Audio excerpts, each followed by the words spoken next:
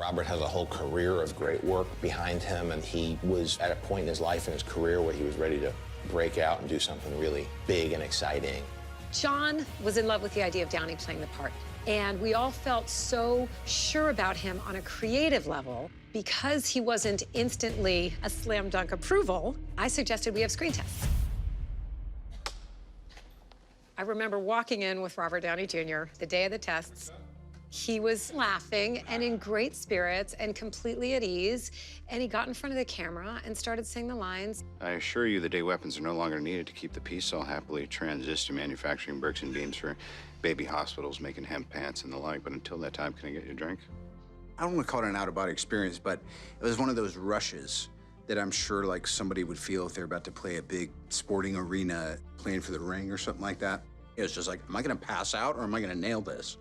On that day that Robert screen tested, it was clear that there was no one else who can play that part.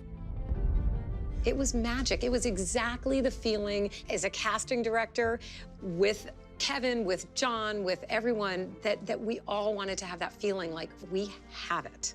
This is it. This is Iron Man.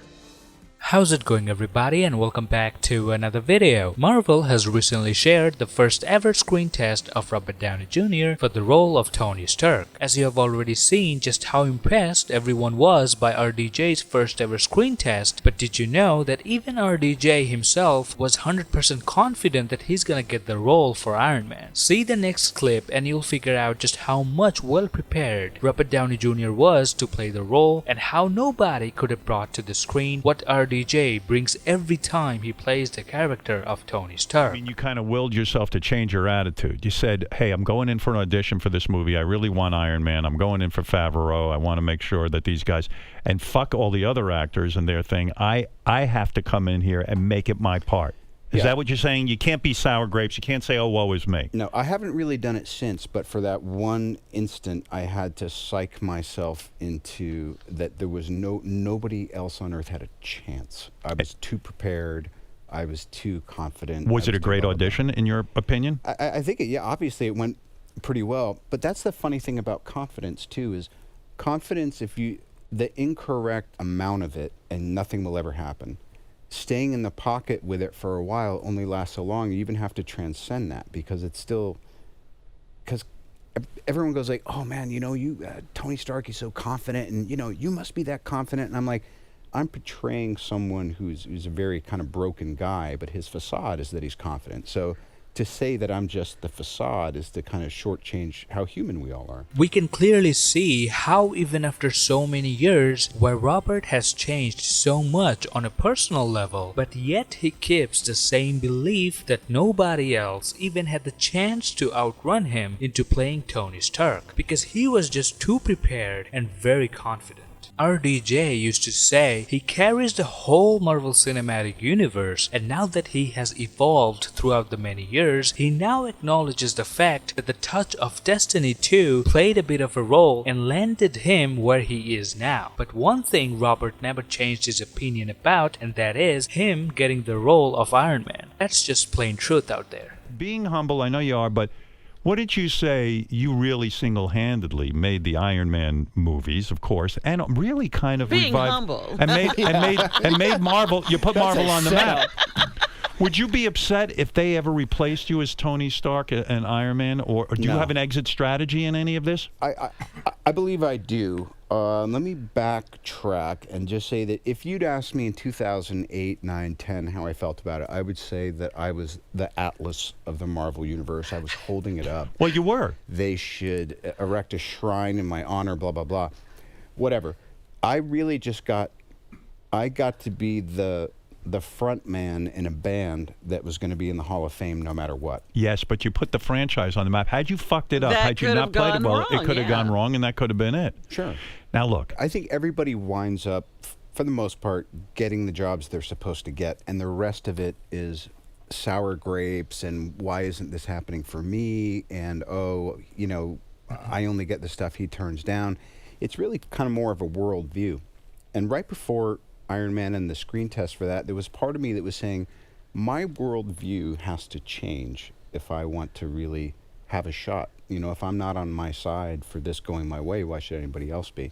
And I'm not saying that's really what made the difference, but there is a bit of destiny involved in a lot of this stuff. Part of the reason why we all love RDJ's version of Tony Stark is hugely because he himself resembles so much to the fictional character that it almost feels like they're one and the same. Back in the days when promoting the Iron Man movies or one of the Avengers movies, we could clearly see the witty, the darky attitude that RDJ had while talking to others, along with the incredible amount of charmness of course, but as soon as Tony Stark got Russo'd, it started having an impact on RDJ himself as well. All of a sudden, we seem to have witnessed a witty RDJ to someone who truly knows how much weight he has over his shoulders, and seemingly accepts all the responsibilities of being the front face of such a big franchise. I mean, just have a look at RDJ's perspective on the whole character arc of Tony Stark. For me, the end of this run with Marvel is, oh yeah, it's a complete 180. It started off with someone who's absolutely self-centered, has more money than they could ever spend, is spiritually dead, and has no idea that they're about to go through a crucible that is going to put them in a position to be of service to their community. Boom.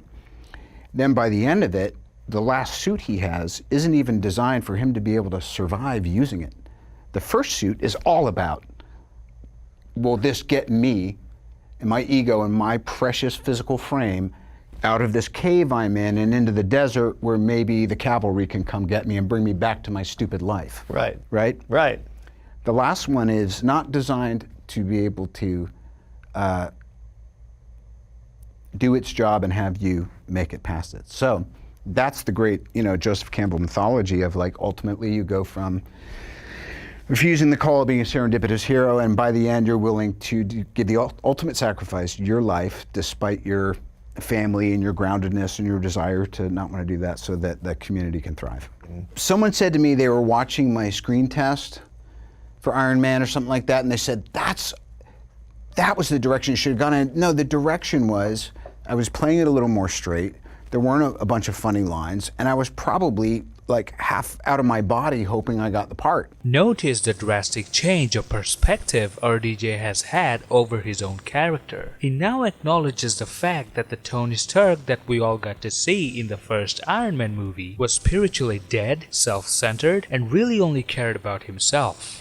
The fact that RDJ recognizes the flawed nature of Tony Stark helped him portray the character better in the movies, where we saw both him and Tony Stark evolving for the betterment of the world. If you also want to know how the introduction of Peter Parker helped Tony Stark become a better person, make sure to watch this video, and please don't forget to leave a like if you like my content. See you lads tomorrow.